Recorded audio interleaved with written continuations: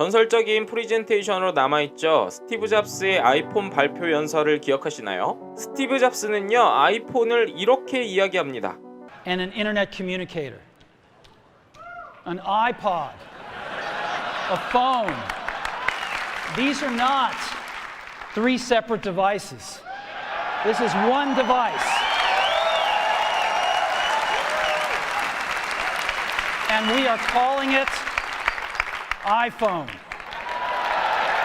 스티브 잡스는요, 이미 존재하고 있는 기술들인 아이팟, 그리고 인터넷, 핸드폰, 이 세 가지를 조금 더 확장해서 하나의 디바이스인 아이폰에 담은 것이죠. 우리는 그것을 보고 혁신적인 발명품이라고 이야기하는데요. 생각해보면 이렇게 혁신적인 발명품들은요, 아무것도 없는 상태에서 만들어진 것들은 하나도 없습니다.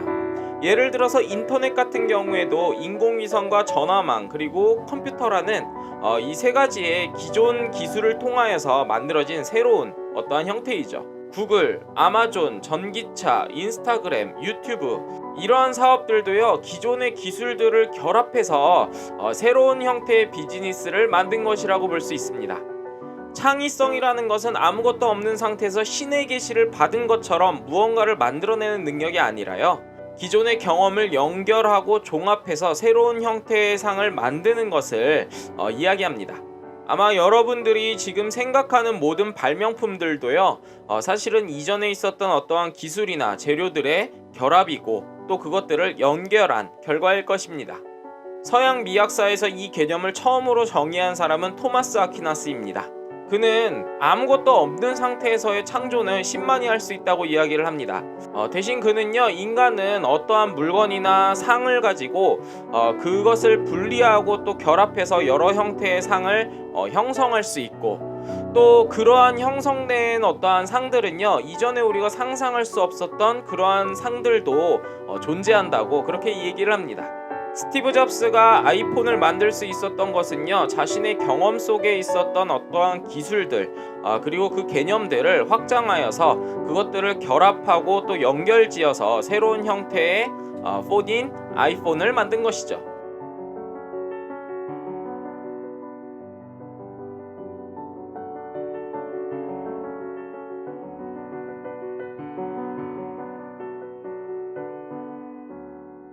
그렇다면 우리는 어떻게 이 창의성을 가질 수 있을까요? 이 창의성은요, 훈련을 통해서 이루어집니다. 토마스 아퀴나스 이후 데이비드 휴me, 에드먼드 버크, 베르그송 등의 미학자들은요, 이 창의성이 가장 잘 드러나는 활동이 바로 예술 창작이라고 그렇게 정의를 내렸는데요. 한번 생각을 한번 해보죠. 인류 최초의 회화라 불리우는 쇼베 동굴의 벽화를 한번 생각해 보시길 바랍니다. 그 그림을 처음으로 그린 사람은요, 먼저 자신이 사냥에 나갔을 때 보았던 소를 기억할 것입니다. 그리고 그는 물감을 이용해 동굴의 벽에 그 소의 형태를 그리겠죠. 그 그림은 소를 봤던 기억과 물감이 결합해서 만들어진 것입니다. 그림으로 그려진 소는요, 실제 소와는 똑같지 않은 그런 모습을 가지고 있습니다. 그 모습은 작가의 머릿속에 떠오른 생각일 것인데요. 그래서 그려진 그 그림은 이 세상에는 이전에는 존재하지 않았던 새로운 어떠한 창작물입니다. 연극을 또 한번 생각해 보시죠. 극작가는요, 이전에 겪었던 사건이나 인물들을 통해 가상의 새로운 인물을 만들어냅니다. 그 인물은요, 이전에도 볼 수 없었던 새로운 상의 인물이지만 그의 성격이나 어떠한 겉모습 이런 것들은 이전의 개념들의 결합이죠. 그가 겪는 사건들도 이전에는 볼 수 없었던 새로운 사건이지만 그 사건은 이전에 있던 여러 사건들의 결합입니다. 저는 개인적으로 이전에 있었던 경험이나 개념들이 결합하고 또 연결되어서 새로운 상을 만들어내는 것이 가장 잘 드러난 것이 바로 시라고 생각을 합니다. 우리들이 학창시절에 한 번쯤은 봤을 법한 김춘수 시인의 꽃을 한번 생각해 보시죠. 그 시에서 굉장히 유명한 그러한 문장이 있는데요. 내가 그의 이름을 불러주었을 때 그는 나에게로 와서 꽃이 되었다. 이러한 문장이 있죠. 이 문장은요, 사실 말이 안 돼요. 어떻게 이름을 불렀는데 그가 갑자기 나에게로 와서 꽃으로 변한단 말이죠. 하지만 왠지 이 문장은요, 우리들한테 굉장히 자연스럽게 다가옵니다. 시인은 이 문장을 지으면서 타인을 기억하는 어떠한 과정과 꽃이 가지는 이미지를 결합해서 이 문장을 만든 것이기 때문이죠. 우리는 고유의 빛깔과 향기로 꽃의 이름을 부르게 됩니다. 예를 들어서 장미의 모양과 장미가 가지고 있는 그 독특한 향기 때문에 우리는 꽃을 보고서는 이것이 장미이다 라고 기억을 하게 되죠. 마찬가지로 우리가 누군가를 기억할 때에는요, 그가 가지고 있는 어떤 외적인 모습이나 아니면 그가 가지고 있는 내적인 어떤 성격이라든지 기질 이런 것들을 통해서 그를 기억하게 되잖아요. 이 두 가지를 결합해서요, 김춘수 시인은 내가 그의 이름을 불러주었을 때 그는 내게로 와서 꽃이 되었다 라고 하는 새로운 문장을 만들게 된 것이죠. 우리는 이것을 알고 있기 때문에 이 문장이 논리적으로는 굉장히 이질적이라도 우리가 충분히 이해할 수 있고 공감할 수 있는 것입니다. 모든 예술은요, 이러한 창작 과정을 통해서 일어나게 됩니다. 그리고 우리가 그 예술을 이해한다는 것은요, 이 창작 과정을 이해하게 되는 것이죠.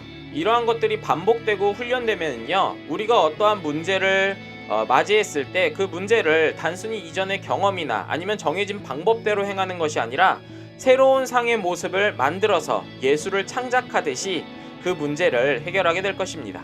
이러한 창의성은요, 단순히 어떠한 물건을 디자인하는 데 있는 것뿐만이 아니라요, 내 삶 자체를 더 나아지게끔 만드는 그런 역할도 합니다.